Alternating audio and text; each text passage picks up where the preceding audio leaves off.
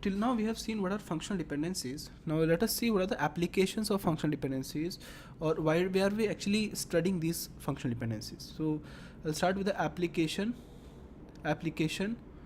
of attribute closure. Application of attribute closure. That means what is the benefit of studying these functional dependencies? What are the benefits of studying this attribute closure? So the first benefit is that we use them to find additional functional dependencies. To find additional functional dependencies. Additional functional dependencies. Second benefit is we can use them to find the keys in a relation. Keys in a relation. When I'm saying keys means we are trying to find what are the candidate keys which are possible and what are the super keys which are possible. Third benefit is we try to find what are the equivalence functional dependencies, or you can say find equivalence of functional dependencies. And the fourth benefit is to find the minimal set of functional dependencies. To find minimal set of functional dependencies. Out of all this, we have already seen this one. Now let us see how to find keys in a relation using the functional dependencies. Okay, now to find keys we are going to use the attribute closure, and using that attribute closure we can find what are the keys which are present in the relation. See, first of all you should know what is a key. Key means given a value of that key, you can determine every tuple uniquely. For example, if there's a detail about school, right? In school we can have a student, the name of the student, marks of the student, or percentage. So assume it is the roll number of the student, name of the student, marks of the student, and percentage of the student. Now we can have some data like this: roll number 1, name Himanshu, marks 56, and percentage is 23%. Roll number 2, name Akash, marks 29, percentage is 10%. Roll number 3, name Himanshu, marks 99, percentage is assuming 99% something, right? We can have some data like this. Now given some name of the student, you will not be able to identify the marks uniquely, and you will not be able to identify the percentage uniquely. But if I give you a roll number, then with the help of this roll number you can determine the complete tuple. This complete is called as a tuple or a record. You will be able to identify the complete tuple uniquely. That means you will not be having any kind of problems, right? That means the roll number should be able to determine name, the roll number should be able to determine marks, the roll number should be able to determine percentage. That means if there are 4 attributes in the relation, if I say roll number is a key, that means roll number should be able to determine all the other attributes uniquely, and obviously roll number can determine itself because that is trivial, right? So in the same way we can have some example of a relation. For example, relation R is having A, B, C, and D. This is a relation with 4 attributes, and assuming that the functional dependencies which are given is A determines BC, B determines CD, and D determines AB. A determines BC, B determines CD, and D determines AB. This is the set of functional dependencies which are already given. Now first of all, let us try to identify what are the keys which are possible for this relation. What are the keys which are possible for this relation? See, keys means we are discussing about the candidate keys. Candidate keys are the keys which are minimal, plus they can determine all the other attributes of that relation. Okay, now you can take, for example, here A, B, C, D, there are 4 attributes, right? If I take A closure, then with the help of A closure, what are the things which we can identify? We can identify A. With the help of A, I can identify BC. Now with the help of B, I can identify D, right? So we have identified A, B, C, D, all of them.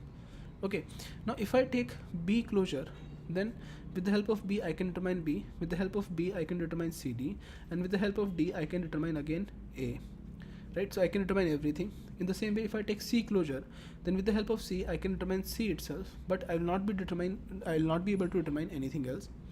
Now if I take D closure, with the help of D I can determine AB, and with the help of B, I can determine C. So with the help of D closure, I can determine everything. Now you can see there are few attributes, like if I take A closure, if I take B closure, if I take D closure, only with the help of A, I can determine everything. Therefore, A can act as a key. The second condition is the key should be minimal. That is a minimal set. Minimal set means if I take a subset of this A closure, then the subset is only 5. Okay, subset means proper subset. So if I take any proper subset of this A closure, that should not be able to identify everything. But you can see A is a minimal set which is able to identify everything. B is a minimal set which is able to identify everything. D is a minimal set which is able to identify everything. Therefore, A, B and C, all of them can, we are having 3 keys here, A, B and C, all of them can act as a candidate key. Out of these candidate key, we select what are the other keys which are possible. Okay, what are the other keys which are possible. Okay, now let us look at the next example of this. Assuming that assuming that we are having the following relation R A B C, relation R A B C. Okay, and the given set of functional dependencies are A determines B and B determines C. So how do we actually find the keys? So you can say the set of all attributes that can be determined using a given set of attributes is called as attribute closure, that I already know. And if this attribute closure of a relation contains all the other attributes, then it is called a super key, right? And if the minimal set of that super key is called a candidate key. Okay, let me write it down here. You can say the set of all attributes, the set of all attributes that can be determined using the given set of attributes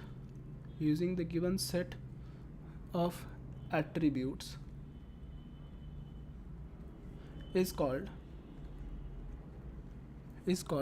attribute closure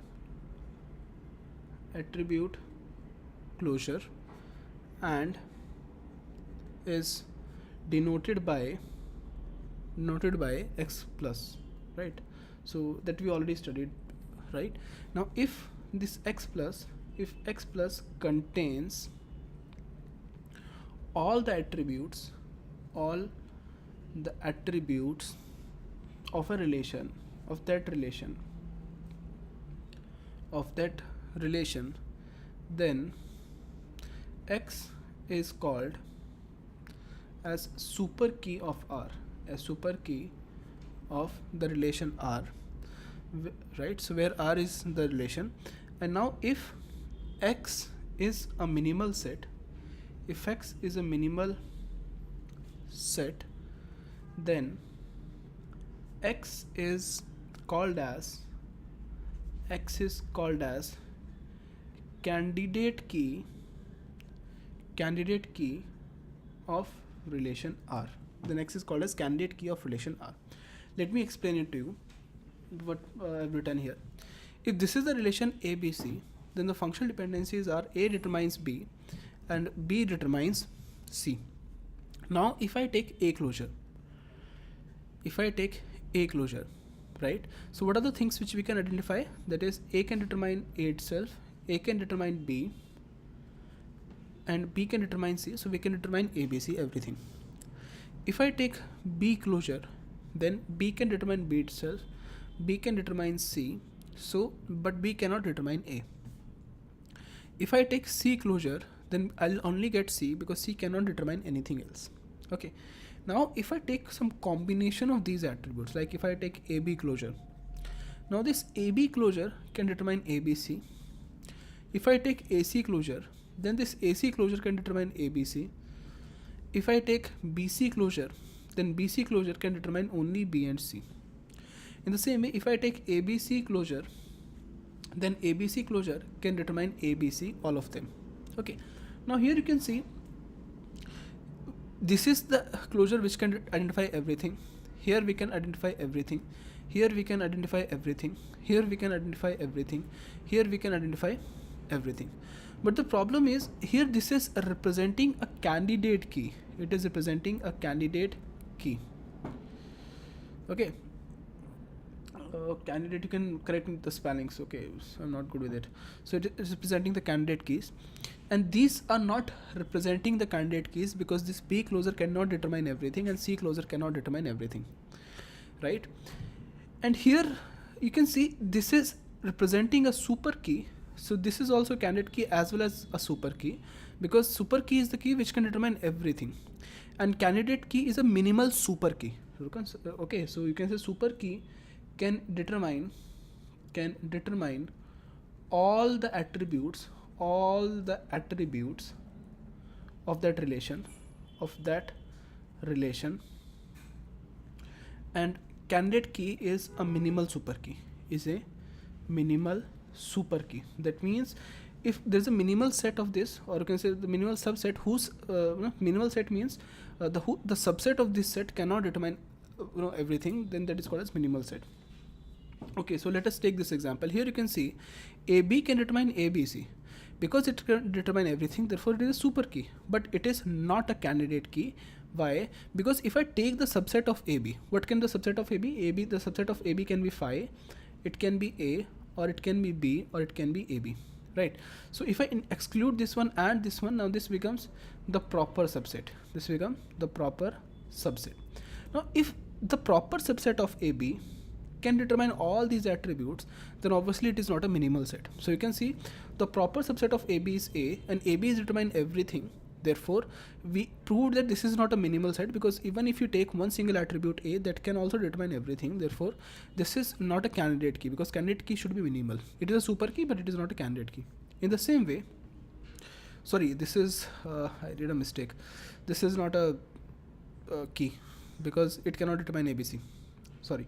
So here this is a super key, it is a candidate, it is not a candidate key. In the same way, this is a super key, but it is not a candidate key. Why? Because super key is because it can determine everything. It is not a candidate key because a subset of this, or you can say a proper subset of this, can determine everything. Therefore it is not a candidate key. Now further, this is a super key, it is a super key, but it is not a candidate key. Right? So roughly you can say, if this is representing the set of super keys, now why they are called super keys? Because they can determine everything. Then this is representing the set of candidate keys, because a minimal super key is called as candidate key. You can say the set of candidate key is a subset of the set of super keys. Okay, and we can have more than one candidate keys, and out of these candidate keys we can take one candidate key and we can make it as a primary key. Okay, so let us do one thing. Let us take one more example here. Assuming that the relation which is given to us is something like this. It is R A B C D. So this is the relation R A B C D. If I take the functional dependencies which are given are A can determine B, B can determine C, C can determine D, and further D can determine A. Okay, now in these functional dependencies, if I take A closure, then A closure is going to give us ABCD. If I take B closure is going to give us ABCD. If I take C closure is going to give us ABCD. If I take D closure, the D closure itself is going to give us ABCD. How I can give ABCD? Let me explain the first example only. Others are self-explanatory. So if I take A closure, A can determine A itself, but with the help of A, I can determine B. With the help of B, I can determine C. With the help of C, I can determine A. Therefore, I can determine everything. In the same way, for B also, with the help of B, I can determine B. With the help of B, I can determine C. With the help of C, I can determine D. And with the help of D, I can again determine A. So ABCD. Okay. Now, if I take AB closure, then AB closure can also determine ABCD. If I take BC closure, then BC closure can also determine ABCD. If I take AC closure, then it can also determine ABCD. If I take ABC closure, it can also determine ABCD. If I take AD closure, it can also determine ABCD, right? Or if I take any combination of these four, there are so many different combinations which are possible. So if I take combination of these four, like ABCD can determine ABCD, right? In the same way, if I say I can take any other combination like B, C, D, closure, and so on. Now they can also determine A, B, C, D. Therefore, all of them which can determine everything, they are the super keys. So these all are super keys, these all are super keys. There are so many other super keys which are possible in this relation, and these are also super key. But out of all these super key, only these four are candidate keys, or can say only these four are the keys. Candidate keys are also called as keys only. So why they are keys? Because if I take a subset of A, then I will not be able to determine ABCD. If I take a subset of C, I will not be able to determine ABCD. Or if I take a proper subset of D, I will not be able to determine ABCD. But if you take these example, if I take a subset of any of these set, for example, if I take a subset of this, or you can say proper subset of this, then I will be able to determine everything. Therefore, it is not a candidate key, or it is not a key. It is a super key, but these are not candidate keys, right? So again, there's like this is sort of super key, this is a set of candidate keys, or we can have more than one candidate keys here. Okay, so let me take one more example. Assuming that we have the following relation. The relation is R, A, B, C, D, E, and F, and the functional dependencies which are given, they are C can determine F, E can determine A, AC can determine D, and A can determine B. This is the set of functional dependencies which are given.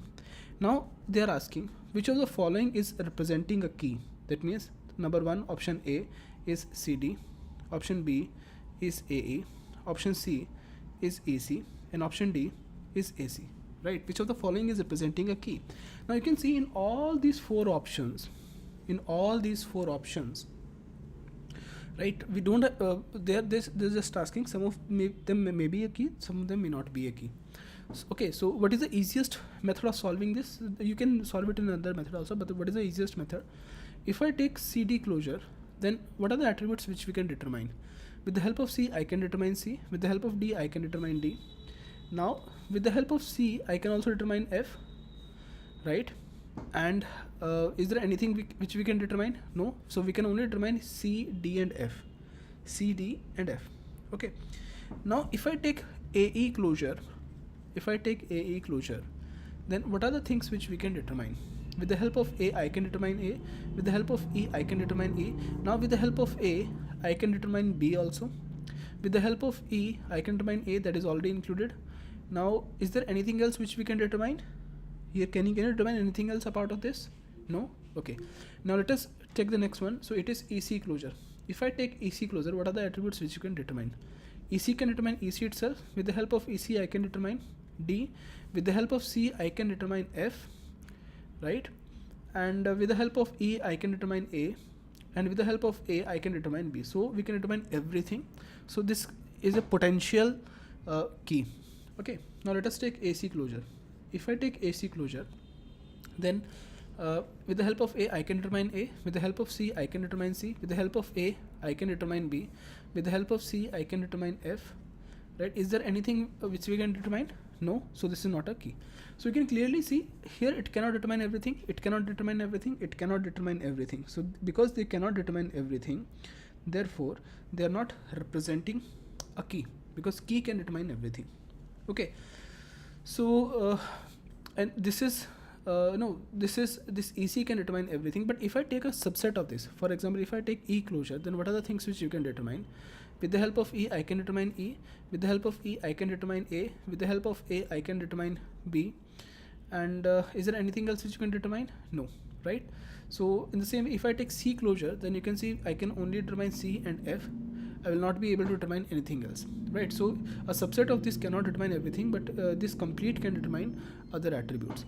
See, there is one more way, there's one more shortcut of doing or solving this kind of questions, and that shortcut goes something like this. Check in the right hand side,